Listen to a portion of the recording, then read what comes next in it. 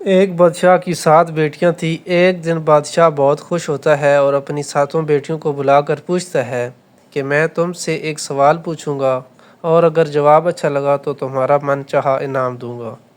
سب ایک قطار میں کھڑی ہو جاؤ اور ایک ایک کر کے بتاؤ کہ تم کس کا دیا کھاتی ہو اور کس کا دیا پہنتی ہو۔ 7 میں سے 6 بیٹیوں نے کہا کہ ابا حضور آپ کا دیا کھاتے ہیں اور آپ کا دیا پہنتے ہیں، آپ ہی کی وجہ سے ہماری یہ شان و شوکت ہے۔ یہ سن کر بادشاہ بہت خوش ہوا اور سب کو ان کی من پسند چیزیں دے دیں۔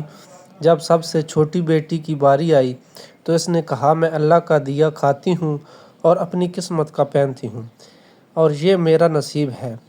بادشاہ یہ سنتے ہی آگ بگولا ہو گیا اور اسے جنگل میں تنہا چھوڑنے کا حکم دے دیا۔ شہزادی سے تمام زیورات واپس لے لیے گئے اور خستہ حال کپڑوں میں سے جنگل میں چھوڑ دیا گیا۔ شہزادی نے وہاں ایک جھونپڑی دیکھی جہاں ایک ضعیف بوڑھا بیمار تھا۔ شہزادی نے اس کی خدمت کی اور وہاں رہنے لگی۔ شہزادی روزانہ رات کو ایک برتن میں بکری کا دودھ نکال کر کونے میں رکھ دیتی کہ کوئی جانور پی لے گا۔ صبح جب وہ اٹھتی تو وہ دودھ کا برتن خالی ہوتا اور وہاں ایک نایاب لال قیمتی پتھر پڑا ہوتا۔ ایسے 7 دن تک ہوا اور شہزادی کے پاس 7 لال جمع ہو گئے۔ اس نے وہ لال بیچ کر جنگل میں ایک عالیشان محل تعمیر کروایا اور غریبوں کے لیے کام شروع کیا۔ جلد ہی اس محل کی دھوم بادشاہ تک پہنچی۔